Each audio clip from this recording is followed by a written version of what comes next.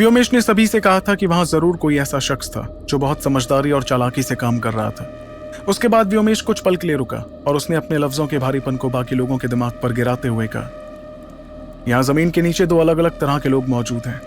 पहला वो जो इस सुरंग की प्राचीन ताकत से बदलकर जानवर बन चुके हैं, लेकिन दूसरे वो जो उनसे बिल्कुल ही अलग हैं। ऐसे चालाक और शातिर लोग जो सैकड़ों सालों से नहीं उसके बाद ही यहाँ आए हैं और इस भूल भुलैया का इस्तेमाल अपनी किसी खौफनाक मंसूबे को अंजाम देने के लिए कर रहे हैं। ये सुनते ही कई लोगों ने खौफ के मारे गहरी सांस अंदर खींची। ये सच्चाई उन पर बर्फ के ठंडे पानी की तरह गिरी थी जिसने उनकी हड्डियों तक को जमा दिया था। तभी ईरा ने अपनी खूबसूरत आंखों को बड़ा करते हुए कहा, तो इसका मतलब उस जगह पर छिपे हुए वो सुराग।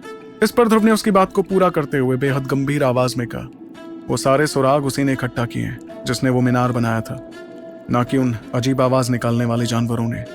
इतने में व्योमेश ने अपनी बात आगे बढ़ाते हुए कहा, यह मुमकिन है कि दोनों ही तरह के लोगों ने मुसाफिरों का शिकार किया, लेकिन वो छुपी हुई जगह, वो नए निशान और नक्शों से सजे वो खंडर, ये सब बिना किसी शक के शातिर लोगों का ही काम है। जरूर उनका कोई खास मकसद है जिस वजह से वे यहाँ मौजूद हैं, और इन सुरंगों पर उनकी पकड़ इतनी भयानक है कि वे रीगा वालों की नाक के नीचे नई सुरंगें खोदकर अपने निगरानी मीनार खड़े कर सकते हैं। उनके बगल में बैठा क्रेश अचानक किसी पत्थर की मूरत की तरह सुन्न हो गया था। ये एक तरह की अजीब सी खामोशी थी, जैसे वो किसी बहुत बड़े झटके को अंदर ही अंदर दबाने की कोशिश कर रहा हो। वहीं उसके इस बर्ताव को देखकर ध्रुव ने तुरंत अपनी नजरें उस पर गाड़ा दी और उससे बड़े ही साफ अंदाज में पूछा, क्रेश, तुम ऐसा कुछ जानते हो जो तुम हमें नहीं बता रहे हो? ये कोई सवाल नहीं था, बल्कि एक ऐसा दावा था जिस पर ध्रुव को पूरा यकीन था। क्रेश के जबड़े की नसें अचानक फड़क उठी और उसकी वो छोटी सी हरकत ही ध्रुव के लिए काफी थी। तब क्रेश ने अपने दांत पीसते हुए और अपने चेहरे पर परेशानी लाकर कहा, मैं पक्के तौर पर कुछ जानता तो नहीं हूँ, लेकिन हाँ, थोड़ा बहुत शक जरूर है। असल में हमारे अग्निवंश में कुछ ऐसी बातें हैं जिनका जिक्र करने पर सख्त मनाही है। वे हमारी कुछ ऐसी नाकामियों की कहानियां हैं जिन्हें कबीले के बुजुर्ग हमेशा दबा कर रखते हैं। उन लोगों की कहानियां जिन्हें हम बचा नहीं पाए। उसकी उस बात पर बाकी लोग शांत रहे और क्रेश के आगे बोलने का इंतजार करने लगे। तब क्रेश ने एक गहरी और कड़वी आंख भरी और सभी को बताना जारी रखा, सैकड़ों साल पहले जमीन के ऊपर की दुनिया में एक बहुत ही भयानक दौर आया था। कई साम्राज्यों के बीच एक साथ खूंखार जंग छिड़ गई थी। भुखमरी, महामारी, आम इंसान पूरी तरह से टूट चुका था। उन्हीं मजबूर और लाचार लोगों के एक छोटे से हिस्से को इन सुरंगों के प्राचीन दरवाजे मिल गए। ये वो रास्ता नहीं था जिससे हम आए हैं, बल्कि वे पुराने और छिपे हुए दरवाजे थे जिनके बारे में हमारे कबीले को लगता था कि वे पूरी तरह से बंद हो चुके हैं। इतने में क्रेश ने शर्मिंदगी से अपनी नजरें झुका ली और फिर आगे कहा, मेरे कबीले की एक गश्त लगाने वाली टोली को ऊपर रहने वाले ऐसे लोगों के निशान मिल गए थे, लेकिन कबीले के बुजुर्ग तुरंत कोई फैसला नहीं ले पाए। उनके बीच इस बात पर बहस छिड़ गई कि क्या उन लोगों को बेरहमी से बाहर खदेड़ दिया जाए या फिर रहम खाकर उन्हें यहाँ पनाह दी जाए। उन्होंने इस बहस में बहुत ज्यादा वक्त बर्बाद कर दिया और जब तक वे किसी फैसले पर पहुंचते तब तक वे लोग अंधेरे में बहुत आगे निकल चुके थे, बहुत ज्यादा आगे। और जल्द ही वे रूप बदलने वाले जानवर सामने आने लगे। वे इस गुफा में आने वाले बहुत से लोगों को अपना शिकार बना चुके थे, इसलिए हमारे कबीले ने यह सुरंग हमेशा के लिए बंद कर दी थी। तभी ध्रुव ने तेजी से अपना दिमाग दौड़ाते हुए बीच में ही क्रेश को टोका और कहा, वे बहुत से लोगों को शिकार बनाते थे, लेकिन सभी को नहीं, है ना? इस पर क्रेश ने भारी मन से हामी भरते हुए कहा, हाँ, सभी को नहीं। ऊपर की दुनिया से आए उन लोगों में से कुछ के पास बहुत ही गजब की ताकत थी, या शायद उनके हाथ कोई ऐसी पुरानी और जादुई चीज लग गई थी जिसने उन्हें इस गहराई के जहर से बचा लिया। जो भी हो, हमारा कबीला उनके निशान पूरी तरह से खो चुका था। बुजुर्गों ने मान लिया था कि वे लोग या तो गहराई में मारे गए होंगे या फिर उन्होंने ऊपर की दुनिया में जाने का कोई दूसरा रास्ता ढूंढ लिया होगा, मगर अब समझ में आ रहा है कि उन्होंने ऐसा नहीं किया। इस दौरान ध्रुव और बाकी लोग सुन्न होकर उस सुरंग की दीवारों को ही घूर रहे थे और सबके दिल में एक भयानक तूफान उफान मार रहा था। सैकड़ों साल बिना सूरज की रोशनी वाली इस नर्क जैसी जगह पर बिताना, देखा जाए तो इन लोगों ने यहाँ अपना खुद का एक समाज बना लिया था और जिंदा रहने के अपने खुद के खूंखार नियम तय कर लिए थे। वे इन सुरंगों के अंधेरे में छुप कर बैठते थे जो वीरान होनी चाहिए थी, और वे अनजान मुसाफिरों को बेरहमी से मौत के घाट उतारते थे, उनका सामान लूटते थे और पूरे इलाके पर अपना खौफनाक राज कायम करने के लिए पुरानी जगहों का बारीकी से नक्शा तैयार करते थे। इतने में ध्रुव ने धीरे धीरे सब समझते हुए कहा, वे महज कोई लुटेरे नहीं हैं, बल्कि वे आम लुटेरों से कहीं ज्यादा खौफनाक हैं। उन्होंने यहाँ नीचे अपनी एक पूरी फौज खड़ी कर ली है, एक बहुत ही शातिर और जानलेवा फौज। तभी ईरा ने अपनी आंखों में एक बेहद खतरनाक चमक लाते हुए धीमी आवाज में कहा, और वे हमारे यहाँ होने के बारे में पूरी तरह से जानते हैं। वो निगरानी वाला मीनार, वे अचानक से दिखने वाले रास्ते के निशान, उन्होंने वो सब अपने लोगों के लिए नहीं छोड़े थे, वो सब हमारे लिए बिछाया गया एक जाल था। ये सुनते ही आरान्या ने एक झटके से अपना सिर इराक की तरफ घुमाया और पूछा, जाल? दीदी, आप कहना क्या चाहती हैं?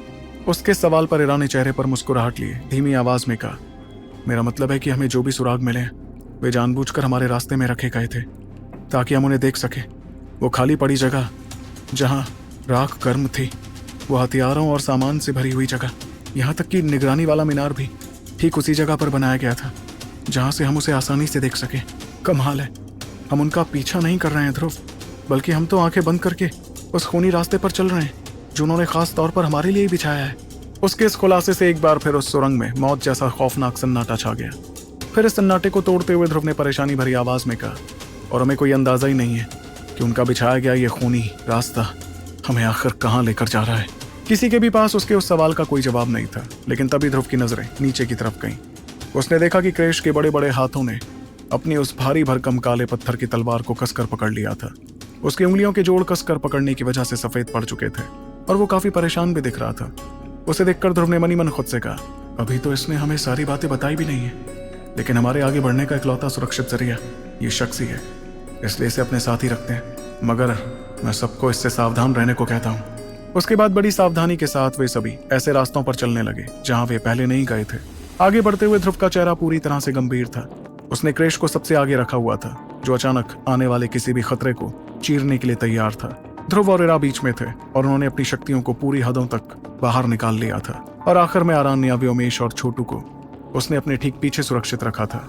गुफा के उस जानलेवा सन्नाटे को चीरते हुए ध्रुव ने दबी हुई और बेहद सतर्क आवाज में कहा, अपनी नजरें और दिमाग बिल्कुल सावधान रखना और उस चीज पर ध्यान देना जो ऐसी लगे कि जानबूझकर रखी गई है, और उससे भी ज्यादा खतरनाक बात, और वो चीज जो शायद जानबूझकर हटाई गई है। इस मनहूस जगह पर अगर कोई चीज आसानी से नजर में आ रही है तो समझ लेना कि वो कोई जानलेवा जाल है। ये सुनते ही सभी ने अपने भारी होते चेहरों के साथ हामी भरते हुए सिर हिलाया। उनके शरीर किसी खिंचे हुए तीर कमान की तरह तन चुके थे और वे उसी खौफनाक सन्नाटे में आगे बढ़ते रहे। थोड़ी देर बाद सबसे पहली अजीब चीज जो उन्होंने देखी थी वो था एक बड़ा ही साफ रास्ता। आमतौर पर ऐसी पुरानी जगहों में वक्त के गुजरने के साथ टूटे हुए पत्थर, गली हुई हड्डियां और सदियों की वो धूल जो मिट्टी में मिल जाती थी वहां दिखनी चाहिए थी, लेकिन इस वक्त जब उन्होंने सामने देखा तो वो सारी धूल और मलबा वहां से पूरी तरह गायब था। उस रास्ते का पत्थरों वाला फर्श एकदम साफ था।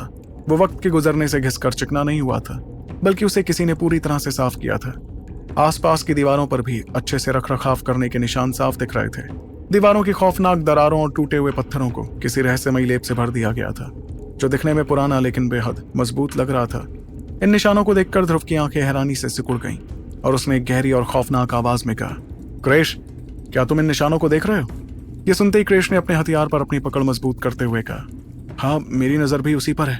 कुछ ही पलों बाद उनके सामने दूसरी अजीब चीज आई, जो थी वहां की रोशनी। वो कोई अपने आप चमकने वाली काई नहीं थी जो उन्होंने पहले देखी थी।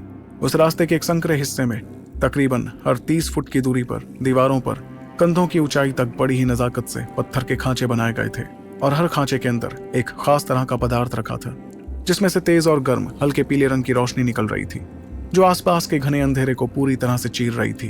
वो नजारा देखकर व्योमेश दंग रह गया और उसने ठंडी सांस खींचते हुए एक अजीब सी फिक्र के साथ कहा, यह तो उगाई हुई तिलिस्मी काई है। इतने बदतर हालातों में इसे इस तरह से उगाना ताकि इसकी रोशनी सबसे ज्यादा फैल सके, ये सब तो किसी ने जानबूझकर ही किया है। सैकड़ों साल कोई छोटा वक्त नहीं होता। अगर ये जमीन के ऊपर की दुनिया से ये हुनर अपने साथ लाए थे तो उन्होंने पीढ़ियों तक इसे और बेहतर बनाया होगा। इस पर क्रेश ने बस एक छोटा सा जवाब देते हुए कहा, इंसान खुद को हालातों के हिसाब से ढालना सीख ही जाता है। क्रेश ने ये बात पहले भी कही थी, लेकिन इस अजीब और रहस्यमयी जगह पर उसके इन लफ्जों का वजन कुछ ज्यादा ही भारी लग रहा था। फिर वे लोग उस साफ सुथरे रास्ते से बेहद सावधानी के साथ आगे बढ़ते रहे। उन्होंने ध्यान दिया कि दीवारों पर मौजूद पुरानी लिखावटों को काई से पूरी तरह साफ किया गया था। तभी अचानक एक खौफनाक नजारे ने उनके कदमों को वहीं रोक दिया। आगे एक चौराहे पर एक गहरे काले रंग का नुकीला पत्थर जो करीब 4 फुट लंबा था, उसे फर्श की एक दरार में जोर से गाड़ा गया था, और उस तेज नुकीले पत्थर के बिल्कुल बीचों बीच एक इंसान की खोपड़ी घुसा दी गई थी। वो खोपड़ी पूरी तरह से पीली पड़ चुकी थी। उसकी हड्डियों की हालत देखकर ऐसा लग रहा था कि वो किसी पुरानी सदी की नहीं, बल्कि करीब 30 से 40 साल पहले मरे किसी इंसान की खोपड़ी थी। उस खोपड़ी के माथे पर किसी ने बेहद बेरहमी और ताकत के साथ कुछ शब्द उकेरे हुए थे। वे शब्द इतने गहरे थे कि साफ पता चल रहा था कि वो या तो मरने से ठीक पहले किया गया था या फिर मरने के तुरंत बाद। तभी व्योमेश ने अपनी आंखें सिकोड़ ली और इन शब्दों को पढ़ते हुए उसकी रूह कपा देने वाली आवाज गूंजी, क्रिश, ये तो अग्निवंश कबीले की भाषा है ना? इसमें लिखा है पनाह की एक कीमत होती है और घुसपैठियों को वो कीमत चुकानी पड़ती है। क्या मैंने सही पढ़ा? उसके सवाल पर सभी लोग क्रिश की तरफ देखने लगे, जो अपना सिर हिलाते हुए हामी भर रहा था। उसके बाद उन्होंने देखा कि बाईं तरफ वाले रास्ते पर भी एक ऐसी खोपड़ी टंगी हुई थी जो मानो पहरा दे रही थी। इतना ही नहीं, दाईं तरफ भी एक तीसरी खोपड़ी थी। सिर्फ बीच वाला रास्ता एकदम खाली था, जहां मौत का ऐसा कोई खौफनाक निशान नहीं था। ये देखते ही रा का खूबसूरत चेहरा गुस्से से तन गया और उसने अपने दांत पीसते हुए कहा, हमें जानबूझकर इस रास्ते की तरफ धकेला जा रहा है, एक बार फिर। इस बीच ध्रुव ने बिना निशान वाले उस बीच के रास्ते को बहुत ध्यान से देखा। वो रास्ता एकदम सीधा, हद से ज्यादा साफ और उस पीले रंग की रोशनी से नहाया हुआ था। खोपड़ियों से घिरे खूनी और जानलेवा रास्तों के मुकाबले वो बीच वाला रास्ता किसी जन्नत जैसा लग रहा था। ये देखकर ध्रुव ने बिना किसी हिचकिचाहट के फैसला सुनाते हुए कहा, हम बीच वाले रास्ते से जाएंगे, क्योंकि वे लोग भी यही चाहते हैं कि हम उसी रास्ते पर चलें, और साथ ही क्योंकि सिर्फ यही एक रास्ता है जहां हमें नुकीले पत्थरों पर टंगी खोपड़ियों से कंधा रगड़कर नहीं गुजरना पड़ेगा। उसकी बात सुनकर छोटू के चेहरे पर एक फीकी सी मुस्कान आ गई और उसने बड़बड़ाते हुए कहा, 2 ग्रहों के सुपर योद्धा फिलहाल किसी और के इशारों पर चल रहे हैं, कमाल है। फिर एक गहरी सांस लेते हुए वे सभी एक कतार में उस बीच वाले रास्ते के अंदर दाखिल हो गए। जिस पल उन्होंने उस रास्ते की चौखट को पार किया, ध्रुव का दिल अचानक जोर से धड़क उठा। आसपास का तापमान और रोशनी बिल्कुल नहीं बदली थी, लेकिन एक अदृश्य दबाव ने अचानक उन्हें चारों तरफ से घेर लिया। वो एहसास इतना खौफनाक था, मानो उस जगह पर अचानक से अनगिनत आंखें इन लोगों पर ही टिक गई हों। सिर्फ ध्रुव ही नहीं था, सभी एक बात अच्छी तरह से जान गए थे, जिसके चलते छोटू ने कहा, हम पर नजर रखी जा रही है। कुछ देर तक उस रास्ते पर चलते रहने के बाद वो रास्ता अचानक से खुला और उनके सामने एक बेहद विशाल और पुराना दरबार आ गया। यहाँ की दीवारें भी पहली पीढ़ी के निशानों से पूरी तरह भरी हुई थी, जिन्हें साफ करके उन पर सफेद लकीरें खींची गई थी ताकि वे साफ साफ दिख सके।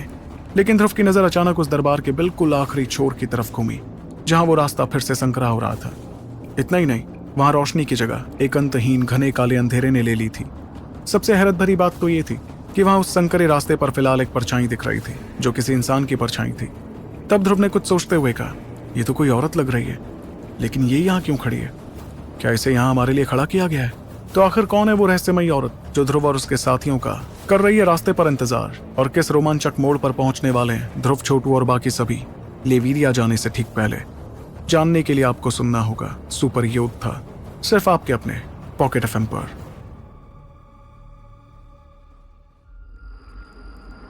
ध्रुव और बाकियों ने देखा कि दूसरी छोर पर दिखते दरवाजे पर वो एक छोटे कद की औरत खड़ी थी, लेकिन उसके उस छोटे शरीर से किसी भी तरह की कमजोरी नहीं झलक रही थी, बल्कि वो एक शक्तिशाली और फुर्तीली रफ्तार की योद्धा लग रही थी। उसने काले रंग के कपड़े पहने हुए थे और वो अंधेरों में पूरी तरह से घुल मिल गई थी। उसकी त्वचा पर एक अजीब सा पीलापन था, जो शायद पूरी जिंदगी बिना सूरज की रोशनी के बिताने की वजह से आया था।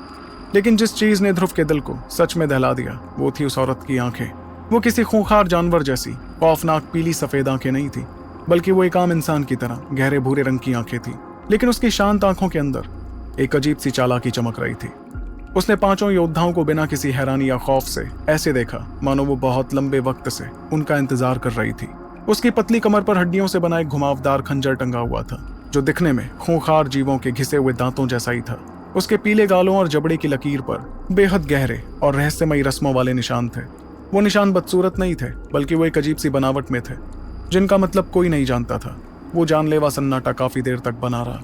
वो औरत उन्हें कुछ देर के लिए तो बस घूरती रही, जिसके बाद उसके चेहरे पर एक हल्की सी मुस्कान उभर आई।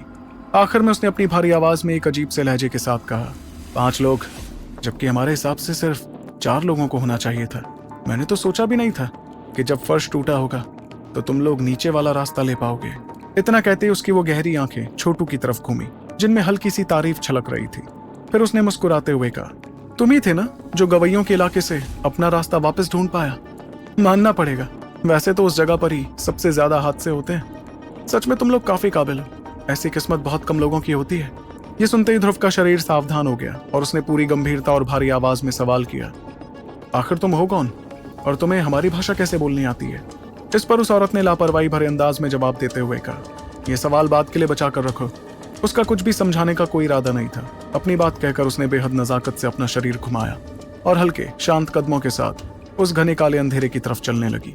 आगे बढ़ते हुए उसने सभी से कहा, मेरे पीछे आओ, प्रधान तुम लोगों का इंतजार कर रहे हैं। और जब उन्हें ज्यादा इंतजार करना पड़ता है तो उनका गुस्सा बिल्कुल भी अच्छा नहीं होता।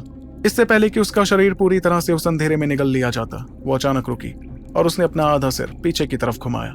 उस पीले रंग की रोशनी में उसकी आंखों की वो रहस्यमयी चमक साफ दिखाई दे रही थी। उसकी नजर सीधे इरा पर ही टिक गई और उसने सावधान करते हुए कहा, और तुम अपनी शक्तियों के साथ खेलना बंद करो। मेरी मानो तो अपनी इन शक्तियों को पूरी तरह से दबा कर रखना। हमारे कुछ लोग चमकदार शक्तियों को लेकर हद से ज्यादा जज्बाती हो जाते हैं और उनके वो जज्बात तुम्हारे लिए अच्छे तो बिल्कुल नहीं होंगे। तुमने नीचे वाले रास्तों में जो कुछ भी झेला है उसे देखते हुए मुझे पूरा यकीन है कि तुम उन्हें भड़काने के खौफनाक अंजामों को अच्छी तरह समझती होंगी। अपनी बात खत्म करके वो बिना रुके आगे बढ़ती रही। साफ किए गए फर्श पर उसके कदमों की जरा सी भी आवाज नहीं आ रही थी। वो सच में बेहद अजीब था। वहीं दूसरी ओर ध्रुव और इरा ने एक लंबी सांस लेते हुए अपने शरीर में उबल रही शक्तियों को पूरी ताकत से दबाया और बिना एक लफ्ज कहे उस औरत के पीछे पीछे चले गए। घने अंधेरे से भरी गुफाओं में वो लोग उस औरत के पीछे पीछे आगे बढ़ते जा रहे थे। कुछ वक्त पहले ही छोटू ने बड़े अदब से उसका नाम पूछा था, लेकिन उसने लापरवाही भरे अंदाज में उसे नजरअंदाज कर दिया था। यह देखकर छोटू ने धीरे से व्योमेश से फुसफुसाते हुए कहा, व्योमेश, ये औरत तो कुछ ज्यादा ही अकड़ दिखा रही है। इस पर व्योमेश ने शांत रहने का इशारा करते हुए जवाब दिया, आहिस्ता बोलो यार, अभी हम इसके इलाके में, इसलिए हमें इसकी बात तो माननी होगी। मगर एक बात तो है कि इस पेचीदा भूल भुलैया जैसी गुफाओं में भी ऐसे बेखौफ होकर चल रही है जैसे कोई अपने घर के आंगन में टहल रहा हो। बिना किसी नक्शे के वो हर मोड़ पर बिना झिझके मुड़ जाती। बीच बीच में वो अपना हाथ उठाकर रास्तों के बीच में रुक जाती और ऐसा लगता मानो उसकी शक्तियां आसपास के रास्तों में किसी भी हलचल को महसूस कर रही थी। उसके चेहरे पर खौफ या खतरे का कोई नामो निशान नहीं था। ये किसी जानलेवा हमले का डर नहीं, बल्कि एक माहिर योद्धा की आदत थी जो रास्ता पार करने से पहले दोनों तरफ देख लेना बेहतर समझता था। जैसे जैसे वो लोग गुफा की और गहराई में जाते गए, उन्हें देखा कि रास्तों की बनावट और भी पेचीदा होती गई। तभी ध्रुव की नजर चलते चलते आसपास की दीवारों पर बनी तस्वीरों पर पड़ी। इन तस्वीरों को देखकर उसने हैरानी से कहा, ये जरा ही तस्वीरें तो देखो। उसकी आवाज सुनकर बाकी सभी के कदम रुकने लगे। तब अरान्या ने दीवारों को गौर से देखते हुए कहा, यह शायद यहाँ रहने वालों की कहानी है। देखिए कैसे अनगिनत लोग अंधेरे से गुजरते हुए अपनी पीढ़ियों और ताकतों को बचा रहे हैं। और वो देखिए खूंखार लड़ाइयों के मंजर, जहां ये लोग बड़े और अजीबोगरीब जानवरों से लड़ रहे हैं। कुछ ही पलों में रास्ता अचानक नीचे की ओर ढलान में बदल गया। उन्होंने एक गहरी और अंधेरी खाई के ऊपर बना एक पुराना लकड़ी का पुल पार किया, जिसके नीचे बहती तेज नदी के पानी की आवाज किसी गरजते हुए तूफान जैसी लग रही थी। फिर कुछ छोटी और तंग जगहों से सिर झुकाकर गुजरने के बाद वो एक बेहद संकरी जगह से जैसे तैसे बाहर निकले। और तभी बिना किसी भारी शोर या शक्तियों की हलचल के वो गुफा अचानक से खत्म हो गई, या यूं कहें कि एक नई दुनिया खुल गई। ध्रुव ने जैसे ही अपना कदम आगे बढ़ाया तो उसके कदम अचानक जमीन पर ही जम गए। अगली पल हैरानी के मारे उसकी आंखें बड़ी हो गईं। उसके पीछे खड़े छोटू, एरा और बाकी लोगों ने भी खौफ और हैरत में गहरी सांसें ली। ये जमीन के नीचे बसी एक ऐसी जगह थी जिसके बारे में सोचना भी नामुमकिन था। तभी छोटू ने हैरत भरी आवाज में वो नजारा देखते हुए कहा, बाप रे बाप, जमीन से इतने नीचे तो एक पूरा का पूरा शहर बसा हुआ है। वो शहर किसी बर्बाद हो चुके प्राचीन दल का खंडर नहीं था, बल्कि वो तो एक जीता जागता फलता फूलता शहर था। वहां वैसे तो बहुत से लोग काम कर रहे थे, लेकिन ध्रुव और उसके साथियों के वहां आते ही अचानक नीचे मौजूद हर एक शख्स ने अपना काम रोक दिया। उसके बाद अनगिनत नजरें हवा को चीरते हुए सीधे सीढ़ियों पर खड़े अजनबियों पर आकर टिक गईं। उनकी नजरों में कोई जानलेवा गुस्सा नहीं था, बल्कि एक अजीब सी हैरानी थी। ये वो नजारा था जब जमीन के नीचे रहने वाली कोई पुरानी दुनिया पहली बार बाहर की दुनिया का कोई जिंदा सबूत देख रही थी। ये देखकर छोटू ने अपनी आवाज को धीमा करते हुए कहा, लगता है यहाँ मेहमानों का आना जाना ज्यादा नहीं होता। इतने में सबसे आगे चल रही वो अनजान औरत 3 सीढ़ियां उतरकर रुक गई। फिर उसने पीछे पलट कर देखा। उसके चेहरे पर एक हल्की सी मुस्कुराहट आ गई। ये उस ताकतवर इंसान की मुस्कुराहट थी जो किसी नासमझ को अपनी रोजमर्रा की चीज देखकर हैरान होते हुए देख रहा था।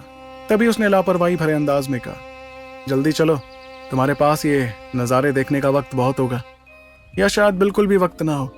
ये इस बात पर निर्भर करेगा कि तुम प्रधानों को कितना गुस्सा दिलाते हो। लेकिन यहाँ ऐसे लकड़ी के पुतलों की तरह खड़े रहने से तुम्हारे जिंदा बचने की उम्मीद नहीं बढ़ने वाली। उसकी बातें चुभने वाली जरूर थी, लेकिन 16 आने सच थी। इसलिए ध्रुव ने अपना दिमाग शांत किया और सीढ़ियों से नीचे उतरने लगा। जैसे जैसे वो नीचे उतरकर शहर के बीच से गुजरने लगे तो शहर की शानदार बनावट उनके सामने और साफ होने लगी। दरवाजों पर तराशे गए पत्थर थे और बिना कांच की खिड़कियां इस तरह बनी थी कि काई वाली रोशनी सीधे अंदर आ सके। उनके चलते ही भीड़ खुद ब खुद पीछे हटकर उनके लिए रास्ता बनाने लगी।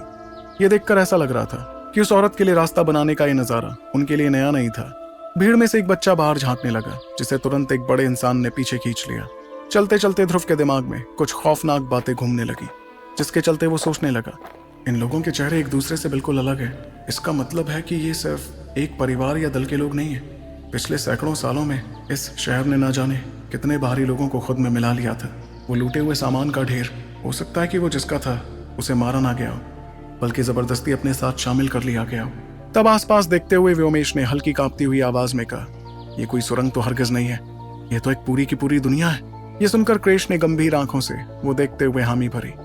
सैकड़ों साल का वक्त बहुत होता है। बाहर की दुनिया में भी कई बड़े साम्राज्य इतनी मजबूत नींव बनाने से पहले ही मिट्टी में मिल जाते हैं। उनकी बातों को नजरअंदाज करते हुए वो औरत उन्हें मुख्य रास्ते से हटाकर एक घुमावदार सड़क से गुफा की आखिरी दीवार की तरफ ले गई। यहाँ की इमारतें और भी ज्यादा बड़ी और खौफनाक लग रही थी।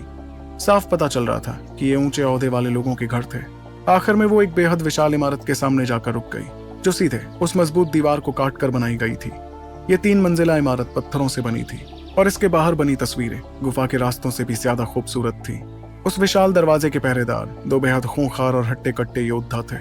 उनके भारी कवच और उनके शरीर से निकलने वाली शक्तियां बता रही थी कि वो शहर के आम लोगों से कहीं ज्यादा खतरनाक थे।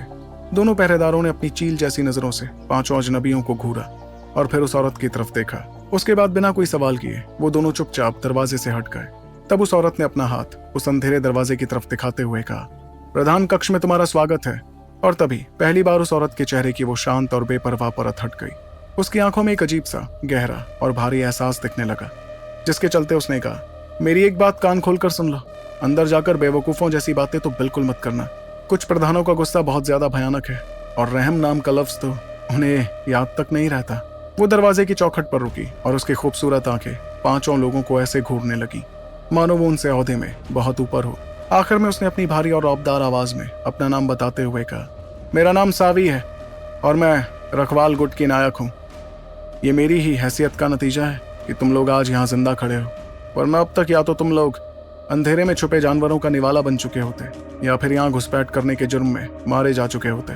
इसलिए तुम्हारी ये मामूली जिंदगियां फिलहाल मेरी जिम्मेदारी से बंधी हुई हैं। मेरी इस मेहनत को बर्बाद करने की गलती बिल्कुल मत करना। इतना कहने के बाद वो मुड़ी और सीधे उस विशाल दरबार के अंदर चली गई। उसे इस तरह अंदर जाते हुए देख ध्रुव ने गहरी सांस ली, अपने दिल में उठते तूफान को शांत किया। आगे जो भी खतरा उनका इंतजार कर रहा था, उसका सामना करने के लिए वो और उसके साथी दरवाजे से अंदर चले गए। ध्रुव और उसके साथियों ने जैसे ही प्रधान कक्ष में कदम रखा तो उनकी नजरें तेजी से उस पूरे दरबार में घूमने लगी।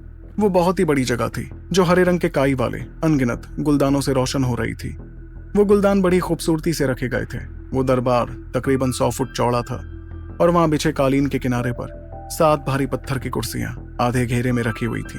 वो कुर्सियां कोई सजाए हुए सिंहासन नहीं थे, बल्कि उन्हें खास तौर पर लंबे समय तक ध्यान लगाने वाले योद्धाओं के लिए बनाया गया था। लेकिन जैसे ही ध्रुवांश और उसके साथियों ने आगे कदम बढ़ाया तो उन कुर्सियों पर बैठे हुए 7 लोग धीरे धीरे अपनी आंखें खोलने लगे। उसी पल 7 बेहद तेज और खूंखार नजरें 5 पर किसी अनदेखी तलवार की तरह गड़ गईं। ये देखकर ध्रुव के चेहरे पर रत्ती भर भी खौफ नहीं था, बल्कि वो चुपचाप जानना चाहता था कि आखिर माजरा क्या था। लेकिन इस बार वो अकेला नहीं था, बल्कि छोटू और बाकियों की नजरें भी घेरे में बैठे हुए 7 लोगों पर ही टिकी थी और हवा में एक अनकहा तनाव खुल गया था।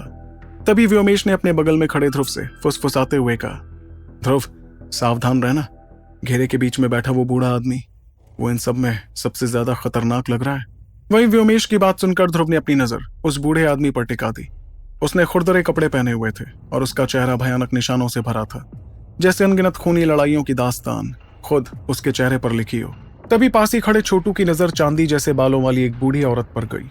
तब छोटू ने धीमी आवाज में क्रेश और बाकियों से कहा, उस बूढ़ी औरत को देखो, वो औरत लगातार क्रेश को घूर रही है। उसके हाथ देखो कितने खुरदरे और कठोर हैं। इसे देखकर मुझे लगता है कि जरूर कोई लोहार रही होगी जिसने अपनी पूरी उम्र हथियार बनाने में निकाल दी होगी। क्रेश ने भी उस नजर को महसूस करते हुए अपनी मुट्ठियां भींच ली। अग्निवंश कबीले की भड़कती हुई शक्तियां उस औरत को अपनी ओर खींच रही थी और ये बात क्रेश को बिल्कुल पसंद नहीं आ रही थी। इतने में छोटू ने हैरान होते हुए तीसरी कुर्सी पर बैठे उस अधेड़ उम्र के आदमी की तरफ देखा। उसका शरीर किसी कुंडली मारे हुए सांप जैसा गठीला था और उसकी त्वचा के नीचे से एक जबरदस्त ताकत छलकती हुई महसूस हो रही थी। तब छोटू ने मनी मन सोचा, इस आदमी का शरीर तो काफी मजबूत लग रहा है। इतने में अब तक शांत खड़ी ईरा ने बाकी बुजुर्गों को घूरते हुए कहा, और बाकी बुजुर्ग भी कुछ कम नहीं है। ये कोई ऐशो आराम में पले रईस नहीं, बल्कि खूंखार शिकारी लग रहे हैं, जो लाशों के ढेर और खून के समंदर से लड़कर यहाँ तक पहुंचे। फिर ईरा की नजर उस घेरे के बिल्कुल बीचों बीच खाली पड़ी हुई जगह पर गई। वहां देखते हुए उसने हैरानी से सवाल किया, लेकिन वो बीच वाली जगह वो खाली क्यों है? वहां कोई कुर्सी तक नहीं है। फिर भी ऐसा लग रहा है जैसे वहां कोई बैठकर हम सब पर नजर रख रहा है। ध्रुव की नजर भी उस खाली जगह पर ही थी। तभी उसने देखा कि सावी चुपचाप इज्जत के साथ अपनी जगह से पीछे हट गई। वो वहां बैठी नहीं, जिससे साफ समझ आ रहा था कि उसका रुतबा इन बुजुर्गों से बिल्कुल अलग था। तभी दरबार में छाए सन्नाटे को चीरती हुई एक बुजुर्ग की भारी और गहरी आवाज गूंजी। उसने अपनी खाई जैसी गहरी आंखों से ध्रुव और बाकियों को घूरते हुए कहा, तो तुम ही हो वो लोग जो अग्निवंश कबीले के चंगुल से बचकर यहाँ तक पहुंच पाए हैं। हमें तुम्हारा ही इंतजार था। तो आखिर कौन है जमीन के नीचे रहने वाले ये बुजुर्ग, और क्या वो ध्रुव और बाकियों के लिए कोई नई मुश्किल खड़ी कर देंगे? जानने के लिए आपको सुनना होगा सुपर योग था, सिर्फ आपके अपने पॉकेट एफएम पर। ध्रुव और उसके साथी एक बड़े से दरबार में खड़े थे, जहां उनके सामने काफी सारे बुजुर्ग बैठे हुए थे। इस बीच वहां की खामोशी को तोड़ते हुए चेहरे पर निशान वाले बूढ़े आदमी की भारी आवाज गूंजी। कुछ दिन पहले तुम लोग हमारे इस खुफिया इलाके की सरहद में घुस आए थे। उसकी आवाज बहुत ही पुरानी और भारी थी, जिसमें एक ऐसे योद्धा की धमक थी जो मौत के डर से बहुत आगे निकल चुका था। उसने सामने वालों से कोई सवाल नहीं पूछा था, बल्कि उन्हें सच बताया था। इतने में उस बूढ़े आदमी ने अपनी बात जारी रखते हुए कहा, तुमने प्रेत रास्तों को ढूंढ निकाला, छिपे हुए खजानों को पार किया और पहरेदारों को भी चकमा दे दिया। नीचे की गहरी खाइयों में तुम्हारा सामना गवैयों से भी हुआ और तुम लोग वहां से भी बिना एक खरोच खाए बच निकले। इतना कहते हुए उस बूढ़े आदमी की नजर हल्की सी घूमी और उसने थोड़ी हैरानी के साथ छोटू को देखते हुए आगे कहा, तुमने तो बिना हमारी किसी मदद के गवैयों और हमारे कबीले के लोगों के बीच का फर्क भी पहचान लिया। फिर उसकी नजरें वापस ध्रुव और इरा पर आकर टिकी और उसने अपनी बात को आगे बढ़ाया, और तो और तुमने बेवकूफों की तरह कंकालों वाले रास्ते पर कदम भी नहीं रखा। तुम नौजवान या तो कोई अजूबा हो या फिर तुम्हारी किस्मत बहुत जबरदस्त है। ये सुनकर छोटू ने बिना किसी घबराहट के अपनी नाक रगड़ते हुए धीमी आवाज में कहा, यह भी तो हो सकता है कि हम अजूबे भी हों और हमारी किस्मत ने भी हमारा साथ दिया हो। वैसे मैं ये जानना चाहूंगा कि आप सब ऐसी भाषा में कैसे बात कर पा रहे हैं? ये तो हमारी भाषा लग रही है, इस ग्रह की भाषा नहीं। छोटू का ये बेबाक अंदाज देखकर ताकतवर बुजुर्गों के चेहरे के भाव हल्के से बदल गए। उनके खौफ में एक हल्की सी हलचल हुई। यहाँ तक कि चांदी के बालों वाली बूढ़ी औरत ने भी खांसते हुए अपने चेहरे पर आने वाली हंसी को जबरदस्ती रोक लिया। तभी माहौल को वापस गंभीर करते हुए उस निशान वाले बूढ़े ने धीरे से कहा, हम सभी पूर्वज बाहरी दुनिया से रीगा आए थे, इसलिए हमें ये भाषा अच्छी तरह से आती है। खैर, सावी ने बताया कि तुम लोगों के पास क्रोनार की देवभूमि की वो पुरानी विरासत मौजूद है। जैसे ही लफ्ज उसके मुंह से निकले तो उस बड़े से दरबार का माहौल अचानक बर्फ की तरह जम गया। सैकड़ों सालों तक इस दुनिया में छुपे रहने के बाद भी उस नाम की जानकारी इस बुजुर्ग को होना वाकई हैरान कर देने वाली बात थी। इस पर ध्रुव ने शांत अंदाज में व्योमेश की तरफ इशारा करते हुए जवाब दिया, हम सबके पास नहीं, सिर्फ इसके पास है वो विरासत, क्योंकि ये एक देव रक्षक है, शायद इस दुनिया में बचा हुआ आखिरी देव रक्षक। ध्रुव की बात सुनकर व्योमेश ने अपने भारी कदम आगे बढ़ाए। उसका चेहरा इस वक्त बेहद गंभीर था और उसने तेजी से अपने हाथों से कुछ बेहद पुरानी सील्स बनानी शुरू कर दी। ये देवभूमि देव रक्षा प्रणामिति था, जिसे देखकर उस निशान वाले बुजुर्ग ने एक आंख भरी।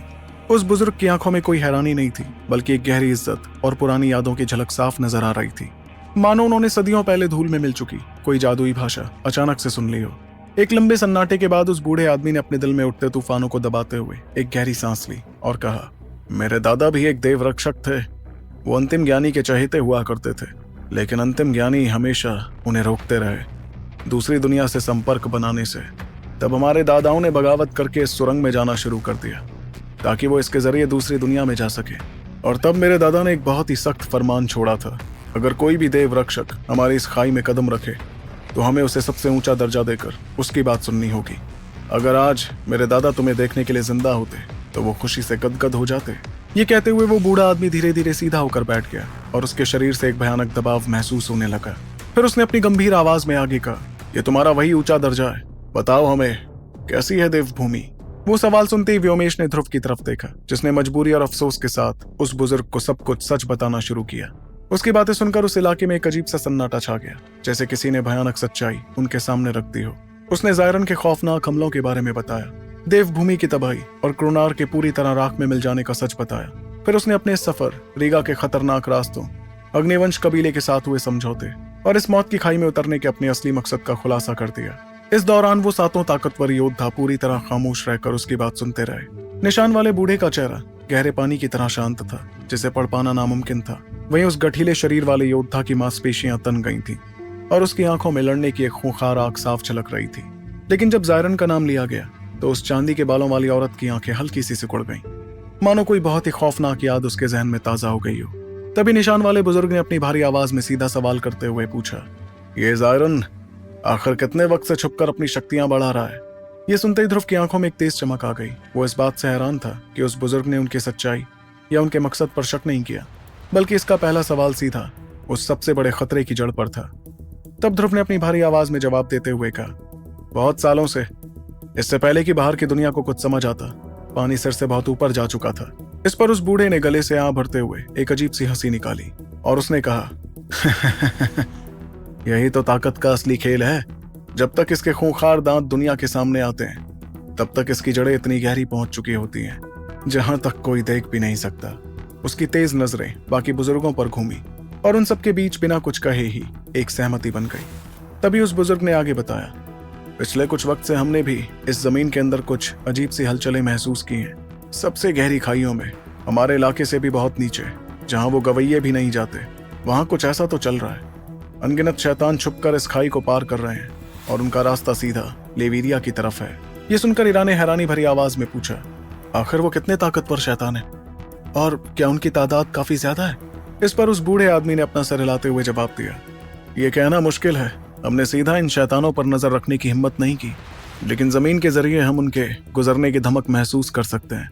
वो झटके, शैतानी शक्तियों की वो भयानक लहरें और वो खौफनाक दबाव, वो सिर्फ सबसे शक्तिशाली शैतान ही पीछे छोड़ते हैं। रही बात उनकी तादाद की, तो वो भी बहुत ज्यादा है। इतनी कि पिछले कुछ सालों में इतनी बड़ी तादाद लेवीरिया नहीं गई थी। ऐसा लगता है कि इंसानों और शैतानों के बीच वहां कोई बहुत बड़ी जंग छिड़ गई है। तभी ध्रुव ने बीच में टोकते हुए अपनी भारी और गंभीर आवाज में कहा, वो जरूर जायरन की शैतानी फौज है जो सतह की नजरों से बचने के लिए इस खुफिया रास्ते का इस्तेमाल कर रहे हैं। तब उसकी बात पर बूढ़े आदमी ने हामी भरते हुए कहा, हमारा भी यही शक था और इन हमलों का मतलब साफ है कि जायरन अब पूरी तरह से जाग चुका है और किसी भी वक्त इस ब्रह्मांड को खत्म कर सकता है। बुजुर्ग की बात सुनते ही एक बार फिर वहां भारी सन्नाटा छा गया। काफी देर बाद चांदी के बालों वाली औरत ने आखिरकार अपनी चुप्पी तोड़ी। उसकी आवाज उम्मीद से कहीं ज्यादा भारी और खुरदरी थी, जिसमें दशकों तक जिंदगी और मौत के फैसले सुनाने का खौफ साफ महसूस हो रहा था।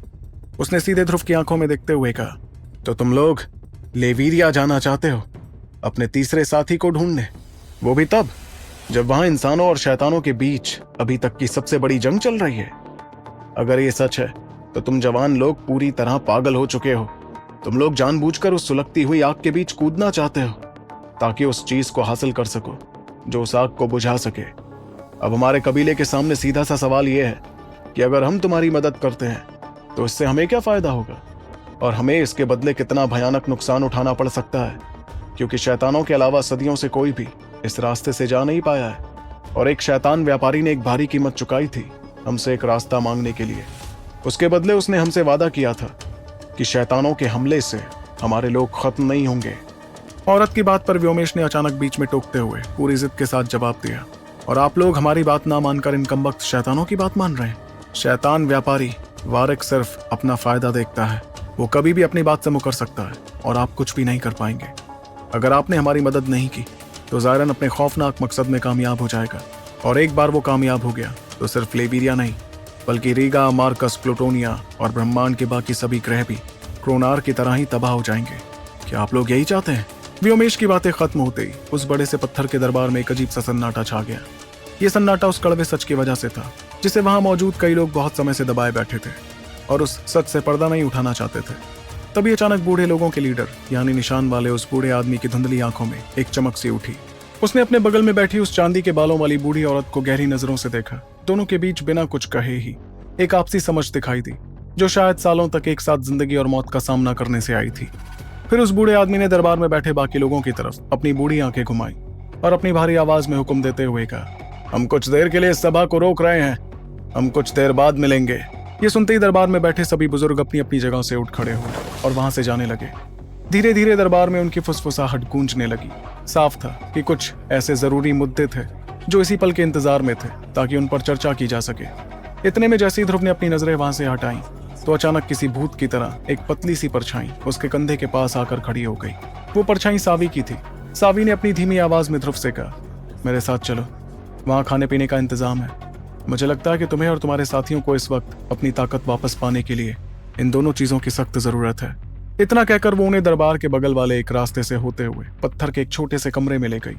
वो कमरा काफी सादा था, जहाँ एक भारी पत्थर की मेज और कुछ गद्दियां रखी थी। मेज पर कुछ सूखी जड़ी बूटियां, किसी अनजान जड़ से बनी एक खास तरह की रोटी जिससे एक मीठी महक आ रही थी, और साफ पानी से भरे बर्तन रखे हुए थे। खाने को देखते ही सभी लोगों ने हड़बड़ाते हुए बेहद तेज रफ्तार में खाना खाना शुरू कर दिया। इतने वक्त से उनके जहन में जो खतरा था वो अब काफी कम हो चुका था। तब छोटू ने खाने से भरे मुंह के साथ पास ही बैठे ध्रुव से कहा, भैया, ये लोग तो हमारी उम्मीद से बहुत अलग निकले। हमें तो किसी सनसनीखेज गुत्थी के बीच ऐसे लोगों की उम्मीद थी जो खून के प्यासे होंगे और जो अंधेरे में रहकर पागल हो चुके होंगे।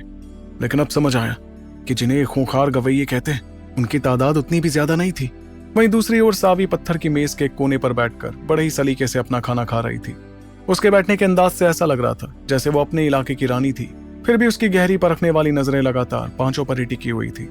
इस बीच व्योमेश ने खाना खाते हुए अपने मुंह के निवाले को चबाते हुए पूछा, तुम्हारा ये दल, अब तुम लोग कुल मिलाकर कितने बचे हो? व्योमेश का सवाल सुनकर सावी ने बिना एक पल की भी देरी किए अपना जवाब दिया, जैसे वो आंकड़े उसकी रग रग में बसे हुए हों। 412 बुजुर्ग और 87 नौजवान। इसके अलावा 31 लोग ऐसे भी हैं जो अपनी आधी अधूरी हालत में हैं। ना तो वो पूरी तरह से इंसान बचे हैं और ना ही पूरी तरह से गवैये बन पाए।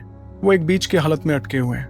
हम अपने बचे हुए संसाधनों को खर्च करके जितनी हो सके उनकी देखभाल करते हैं। ये सुनकर अरान्या ने अपने माथे पर फिक्र लाते हुए सवाल किया, और वो गवैये, उनकी गिनती कितनी है? इस पर सावी ने उन सभी पर अपनी नजर दौड़ाते हुए जवाब दिया, उनकी गिनती तो हमने बहुत पहले ही छोड़ दी थी। उनकी वो रूह खाने वाली भूख वक्त के साथ उनके पैदा होने की ताकत को कम कर देती है, लेकिन उनकी जान कभी ना मरने वाले अमर कीड़ों की तरह सख्त होती है। और हाँ, हम उन्हें जान से नहीं मारते। अगर तुम लोगों के दिमाग में सवाल आ रहा हो तो। सावी की इस बात पर अरान्या ने बेबाक अंदाज में हामी भरते हुए कहा, हाँ, मेरे दिमाग में यही सब चल रहा था।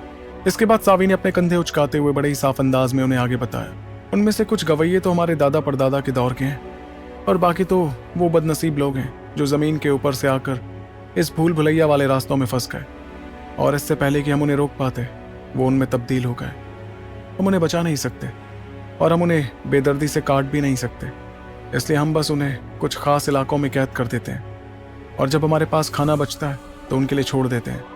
ये कोई बहुत अच्छा तरीका नहीं है, लेकिन हमारे पास बस यही एक रास्ता बचा है। पूरे खाने के दौरान जो छोटू अब तक बिल्कुल चुप था, उसने अचानक अपना सिर उठाया। वो सावी को कुछ ऐसे देख रहा था जिसे ध्रुव बहुत अच्छे से पहचानता हो। ये किसी ऐसे इंसान की नजर थी जो अपनी सोच को पूरी तरह से बदल रहा हो। तभी छोटू ने अपनी भारी आवाज में कहा, वो जो तुमने बाहर छिपा कर रखे हैं वो सारे गहने और लोगों का सामान, उनका क्या? उसके सवाल पर सावी ने बिना अपनी नजरें चुराए उसकी आंखों में देखा और आंख भरते हुए कहा, वो उन बदनसीब मुसाफिरों का सामान है जो हमारी पहुंच से पहले ही हमारे इलाके में आ गए थे। गवैये अपने शिकार के इलाके में बहुत तेज होते हैं। हम कोशिश करते हैं वक्त पर पहुंचने की, लेकिन हमेशा वक्त पर नहीं पहुंच पाते। रही बात उस सामान की, तो उसे हम एक याद के तौर पर रखते हैं। जब हमें उनके बचे कुछ शरीर से कोई नाम मिल जाता है तो हम उसे भी दर्ज कर लेते हैं। अगर हमारे पास कोई रास्ता होता तो हम उनके घर वालों को खबर कर देते, लेकिन ज्यादातर मामलों में ऐसा मुमकिन नहीं हो पाता। इतने में व्योमेश ने धीमी आवाज में खुद से बात करते हुए कहा, अच्छा, तो ये एक तरह की श्रद्धांजलि है। ये सुनते ही सावी के शांत चेहरे पर एक अजीब सी चमक आ गई और उसने हामी भरते हुए कहा, हाँ, बिल्कुल यही है। क्या इस खुफिया जगह पर रहने वाले बुजुर्ग राजी होंगे ध्रुव और उसके साथियों की मदद करने के लिए? और क्या होगा जब वो लोग पहुंचेंगे लेवीरिया ध्रुवांश को अपने साथ लाने के लिए? जानने के लिए आपको सुनना होगा सुपर योद्धा, सिर्फ आपके अपने पॉकेट एफएम पर। बुजुर्गों ने ध्रुव और उसके साथियों को थोड़ा इंतजार करने को कहा था। उन्हें खाना खिलाने के बाद जब सावी उन पांचों को वापस प्रधान कक्ष में लेकर आई तो सारे बुजुर्ग वहां पहले से ही मौजूद थे। पत्थर की वो 7 कुर्सियां फिर से भर चुकी थीं, लेकिन इस बार दरबार के माहौल में एक साफ बदलाव महसूस हो रहा था, जैसे कोई बड़ा फैसला ले लिया गया। तभी निशान वाले बूढ़े आदमी की भारी आवाज ने सन्नाटे को चीरते हुए कहा, हम तुम लोगों को अपने इलाके से होते हुए लेवीरिया जाने वाले रास्ते तक सही सलामत गुजरने की इजाजत देंगे। हम तुम्हें यहाँ के रास्तों के एकदम नए नक्शे भी देंगे, जिनमें वो छुपे हुए रास्ते भी शामिल हैं जिनके बारे में अग्निवंश कबीले को कोई भनक तक नहीं है। इतना कहकर वो पल भर के लिए रुका और फिर उसकी नजरें और भी गहरी हो गई। इसी के साथ बूढ़े आदमी ने अपनी बात को आगे कहा, इसके अलावा हम तुम्हें उन खूंखार चीजों की सारी खुफिया जानकारी भी देंगे जो इन गहरी खाइयों में घूम रही हैं। वो जिन रास्तों पर मौजूद हैं वो कब वहां नहीं होती हैं और वो कितनी खतरनाक है, ये सारी जानकारी उसकी इस बात पर ध्रुव ने बिल्कुल शांत चेहरे के साथ बिना किसी खुशी के सवाल किया, और इसके बदले आप लोगों को हमसे क्या चाहिए? ध्रुव काफी समझदार था, इसलिए जानता था कि सामने वाले लोग बिना किसी फायदे के तो कभी उनकी मदद नहीं करते। वहीं उसका सवाल सुनकर उस बूढ़े आदमी ने ध्रुव को जवाब दिया, जमीन के ऊपर की दुनिया की खबरें एकदम सच, बिना किसी मिलावट के। हमने खुद को यहाँ नीचे कैद करना जरूर चुना था, लेकिन हम इतने बेवकूफ नहीं है कि ये मान ले कि जिंदा रहना ही सबसे बड़ी समझदारी है। कुछ ऐसी बातें हैं जो हमें जाननी ही होंगी, जिन्हें हम खुद को धोखा देकर नजरअंदाज करते आ रहे हैं। बाहर की दुनिया अब इतनी बदल चुकी है कि हमारी ये बेखबरी अब हमारी ढाल नहीं, बल्कि हमारी सबसे बड़ी कमजोरी बन गई है। तभी बीच में बोलते हुए उस चांदी के बालों वाली बूढ़ी औरत ने कहा, और इसके साथ ही तुम्हें हमारा एक संदेश भी लेकर जाना होगा बाहर की दुनिया तक। यह सुनकर ईरा ने अपने चेहरे पर हल्की फिक्र लिए पूछा, और आप लोगों का ये संदेश किसके लिए होगा? तब बूढ़ी औरत की आवाज थोड़ी भर्रा गई। पहली बार उसके चेहरे का वो सख्त नकाब हट गया था और एक इंसान होने का दर्द उसमें साफ छलक रहा था। फिर उसने एक गहरी सांस भरते हुए कहा, किसी एक के लिए नहीं, बस उन्हें बता देना कि हम यहाँ हैं, कि हम जिंदा बच गए थे, कि 412 लोगों ने इस घुप अंधेरे में अपनी जिंदगी की नींव खड़ी कर ली थी, और हम आज भी डटे हुए हैं। इसके बाद दरबार में जो सन्नाटा फैल गया, उसका बोझ पहले वाले सन्नाटे से बहुत अलग और भारी था। इस सन्नाटे को तोड़ते हुए छोटू ने अपनी भारी आवाज में एक पक्के इरादे के साथ कहा, ठीक है, आपका ये संदेश रीगा और लेवीरिया दोनों के लोगों तक पहुंच जाएगा, यह हमारा वादा रहा। उस सफेद बालों वाली औरत ने कुछ पल के लिए उसे गहरी नजरों से देखा और फिर अपना सिर हिलाते हुए हामी भर दी। इतने में उस निशान वाले बूढ़े आदमी ने अचानक कहा, एक आखिरी बात और है, जो छोटा रास्ता हम तुम्हें बता रहे हैं वो तुम्हारा बहुत सारा वक्त बचा लेगा, लेकिन वो गहराई के उस इलाके से होकर गुजरता है जहां जाने पर हमने पूरी तरह से पाबंदी लगा रखी है। इस पर ध्रुव ने सावधानी बरतते हुए पूछा, पाबंदी? कहीं ये पाबंदी गवैयों की वजह से तो नहीं है? तब उस बूढ़े आदमी ने अपने बगल में बैठे योद्धा की पोशाक वाले आदमी की तरफ देखा, जो अब तक किसी शांत पहाड़ की तरह बैठा हुआ था। उसके बाद उस बूढ़े आदमी ने बताया, नहीं, इसकी वजह वो गवैये नहीं, कुछ और ही है। दरअसल हमने वहां कुछ ऐसा देखा है जिससे छेड़छाड़ करने की हमारी हिम्मत नहीं हुई। तुम्हें उस रास्ते को चुनने से पहले उसके अंजाम के बारे में पता होना चाहिए। वहां एक तहखाना है, वो इतना पुराना है कि हमारी समझ से परे है। उसे पहली पीढ़ी के लोगों ने छोड़ा था, और वो ऐसे जादुई जाल से बंद किया गया है जिसे ना तो हम समझ सके और ना ही तोड़ सके। हमने उस पर अपनी तरफ से कुछ सील्स लगाई और वहां से वापस आ गए। ये सुनते ही व्योमेश ने घबराहट में एक गहरी ठंडी सांस अंदर खींची। ध्रुव की रीढ़ की हड्डी में भी एक सिरहन सी दौड़ गई और उसे इस बात की पूरी सच्चाई का अंदाजा हो गया। इस एहसास के चलते ध्रुव ने अपनी चमकती आंखों से उस आदमी को देखते हुए धीमी आवाज में कहा, हमें समझ आ गया है, बाहरी रास्तों में हमें कुछ ऐसे निशान मिले थे जिनसे साफ था कि आप लोगों में से ही कोई पागलों की तरह किसी खजाने की तलाश कर रहा था। इस पर वो योद्धा की पोशाक वाला आदमी थोड़ा सा आगे आया और उसने अपनी लोहे की घिसने जैसी कर्कश आवाज में कहा, वो हमारे ही दल का एक आदमी था, एक बागी, जिसने 4 महीने पहले हमारी मर्जी के बिना एक कदम उठाया था। उसे लगा कि उस तहखाने में ऐसा कोई खजाना है जो आधी अधूरी हालत वाले लोगों को ठीक कर सकता है। उसने बाहरी रास्तों का नक्शा बनाया, सामान जोड़ा और उसकी तलाश में निकल पड़ा। वो बात सुनते हुए आरानिया ने दबी हुई आवाज में पूछा, और उस आदमी का अंजाम क्या हुआ?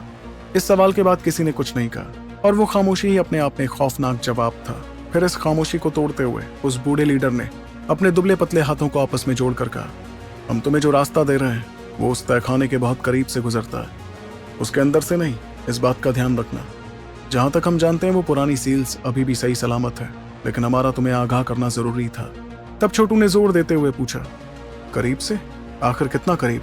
इस पर बूढ़े लीडर ने कान भरी और हल्की मजबूरी के साथ जवाब दिया, इतना करीब कि तुम उसकी खतरनाक शक्तियों को महसूस कर सकोगे, और इतना करीब कि वो तुम्हारी मौजूदगी को भांप लेगा। ये बात समझते ही ध्रुव की आंखें सिकुड़ गईं और उसने अपने पक्के इरादे के साथ यकीन से भरी आवाज में ऐलान किया, हमारे पास ज्यादा वक्त नहीं है। आपकी पिछली बातों से ये तो समझ आ गया है कि ज़ारन की फौज ने लेवीरिया पर हमला कर दिया है, इसलिए हमें भी वहां जल्द से जल्द पहुंचना होगा। इसलिए चाहे वो छोटा रास्ता कितना भी खतरनाक क्यों ना हो, हम उसी रास्ते से जाएंगे। ध्रुव का ये फैसला सुनकर वहां मौजूद बाकी सभी बुजुर्ग हैरानी भरी आंखों से एक दूसरे को देखने लगे। फिर उस बूढ़े लीडर ने धीरे से अपना सिर हिलाया और एक अजीब सी तारीफ के साथ उसने कहा, बहुत खूब, आज रात यहीं आराम करो। सावी तुम लोगों के लिए कमरों का इंतजाम कर देगी। कल सुबह होते ही तुम लोग निकल जाना। हम अपने 2 सबसे बेहतरीन योद्धाओं को तुम्हारे साथ भेजेंगे, जो तुम्हें उस पाबंदी वाले इलाके की सरहद तक छोड़ाएंगे। साथ ही तुम्हें लेवीरिया तक पहुंचने के नक्शे भी दे दिए जाएंगे। अपनी बात कहते ही वो अपनी पूरी ताकत और रुतबे के साथ खड़ा हो गया और उसके साथ ही बाकी बुजुर्ग भी अपनी जगहों से उठ खड़े हुए। फिर उस बूढ़े लीडर ने अपनी तजुर्बेकार आंखों से ध्रुव को घूरते हुए कहा, जाते जाते एक आखिरी बात और जान लो, वो खौफनाक ताकतें जो लेवीरिया की तरफ जाने वाली खाइयों में घूम रही हैं, जिनकी शक्तियों पर हम नजर रखे हुए हैं, इन शक्तियों में सबसे बड़ा उछाल सिर्फ 3 दिन पहले ही देखा गया है। ये वक्त का इतना सटीक तालमेल है जिसका साफ मतलब है कि ज़ायरन बहुत तेजी से अपनी बिसात पर मोहरे बिछा रहा है। उसे किसी बहुत बड़े खतरे का अंदाजा हो गया है और वो अपनी फौजों को घात लगाकर लेवीरिया पर हमला करने का हुक्म दे चुका है। ये सुनते ही ध्रुव को ऐसा लगा जैसे किसी ने उसके सिर पर ठंडा पानी डाल दिया। तब उसने अपनी आस्तीन में अपनी मुट्ठी भींचते हुए बुदबुदा कर कहा, इसका मतलब उसे अंदाजा लग चुका है कि हम उस पर हमला करने के लिए तैयार हैं। लेकिन उसकी फौजों का लेवीरिया जाना शायद इस बात का भी इशारा है कि वहां का सुपर योद्धा तैयार हो गया है।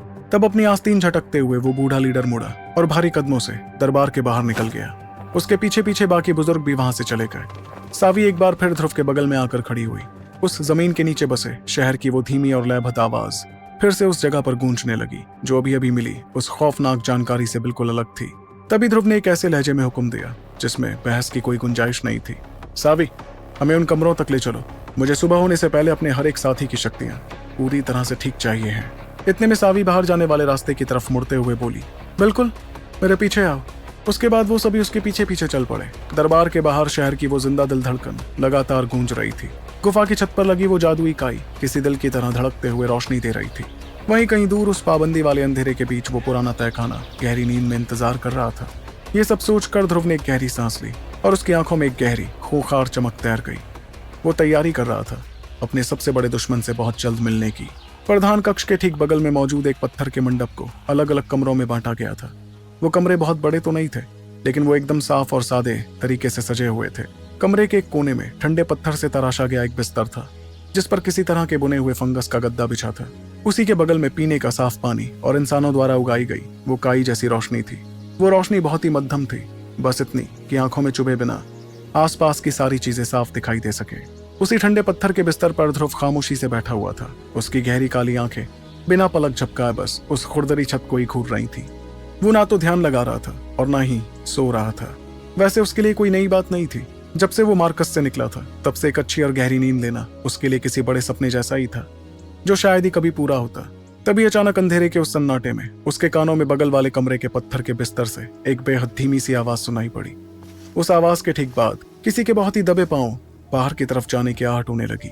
एक ही पल में किसी भूत की तरह ध्रुव अपनी जगह से गायब हुआ और उन कदमों के 3 कदम चलने से पहले ही वो बाहर के गलियारे में पहुंच गया। उस मध्यम सी रोशनी में एक नाजुक लेकिन बेहद दिलकश साया चुपचाप खड़ा था। जाहिर सी बात थी कि वो इरा थी। इस वक्त वो पूरी तरह से तैयार थी और उसके हथियार बिल्कुल उसके हाथों की पहुंच में थे। उसकी त्वचा के नीचे से एक हल्की लेकिन खौफनाक सी गर्मी महसूस हो रही थी। उसे इस तरह देखकर ध्रुव ने धीमी आवाज में कहा, तो तुम्हें भी नींद नहीं आ रही? इस पर इरा ने बहुत ही हल्के अंदाज में जवाब देते हुए कहा, मैंने शायद कुछ घंटे आराम कर लिया था, जो मेरे लिए काफी है। इतना कहकर उसने अपनी खूबसूरत आंखें पत्थर के मंडप के दूर वाले दरवाजे की तरफ की और अपनी बात आगे बढ़ाई। वहां एक पहरेदार खड़ा है, लेकिन वो काफी देर से हमारी तरफ पीट करके खड़ा है। मुझे नहीं लगता कि कोई महज इत्तेफाक है। ये सुनकर ध्रुव ने कुछ समझते हुए कहा, अगर ऐसा है तो क्या इसका मतलब वो जानबूझकर हमें बाहर निकलने का मौका दे रहा है ताकि वो पता लगा सके कि कहीं हम डरकर भाग तो नहीं जाएंगे? इस पर इरा ने पूर्वी दिशा में देखकर गहराई से जवाब दिया, या फिर वो बस हमें ये झूठा एहसास दिलाना चाहते हैं कि हम आजाद हैं। वजह जो भी हो, नतीजा तो एक ही है। वैसे इस सुरंग के पूर्वी हिस्से में कुछ तो गड़बड़ है। जब हम पहली बार यहाँ आए थे तब भी मुझे वहाँ बहुत ही दबी हुई सी शक्ति महसूस हुई थी। वो बहुत ही अजीब, बेतरतीब और पूरी तरह से गलत थी। वो इतनी ज्यादा अजीब थी कि मेरी शक्तियों ने बिना मेरे कुछ किए ही अपने आप उबलना शुरू कर दिया था। इरा की बात सुनकर ध्रुव की आंखों में एक अजीब सी फिक्र छा गई। उसे इरा की काबिलियत पर पूरा यकीन था। उसने 1 से ज्यादा बार ध्रुव की जान बचाई थी और उसकी शक्तियों को जरा सी भी हलचल का अंदाजा अच्छी तरह से हो जाता था। इसका मतलब साफ था कि अगर वो शक्तियां अपने आप उबल रही थी तो यकीनन वहां कोई बहुत ही खौफनाक राज छिपा हुआ था। इतने में ध्रुव ने कुछ सोचते हुए कहा, मेरे ख्याल से फिलहाल हम बाकियों को सोने देते हैं। अगर तुम्हें कोई एतराज नहीं तो हम दोनों ही जाकर देखते हैं कि आखिर माजरा क्या है। तब इरा ने बिना कुछ कहे अपना सिर हिलाया और वो ध्रुव की बात के लिए राजी हुई। अगर वहां सच में कोई घातक राज छिपा हुआ था तो उन दोनों का ज्यादा शोर किए बिना ही वहां पहुंचना सबसे सही था। अगली पल हवा में बस एक हल्की सी दरार पैदा हुई और दोनों के शरीर धुंधले होकर परछाइयों में बदल गए। जब वो मंडप के दरवाजे से गुजरे तो उस जवान पहरेदार ने झटके से आंखें खोली, लेकिन इससे पहले कि वो कुछ बोल पाता ध्रुव के शरीर से एक खतरनाक शक्ति बाहर निकली, जिससे पहरेदार का शरीर वहीं जम गया।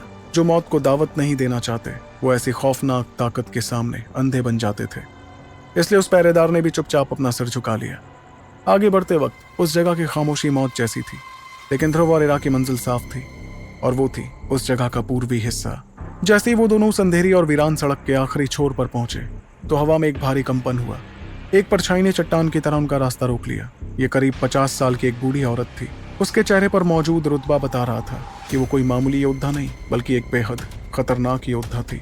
उस बूढ़ी औरत की आवाज में बर्फ जैसी ठंडक थी, जिसके साथ उसने दोनों से कहा, तुम दोनों वहीं रुक जाओ, ये इलाका पाबंदियों वाला है, यहाँ रखवालों के अलावा किसी को आने की इजाजत नहीं है।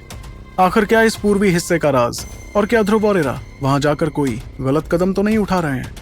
जानने के लिए आपको सुनना होगा सुपर योद्धा, सिर्फ आपके अपने पॉकेट एफएम पर।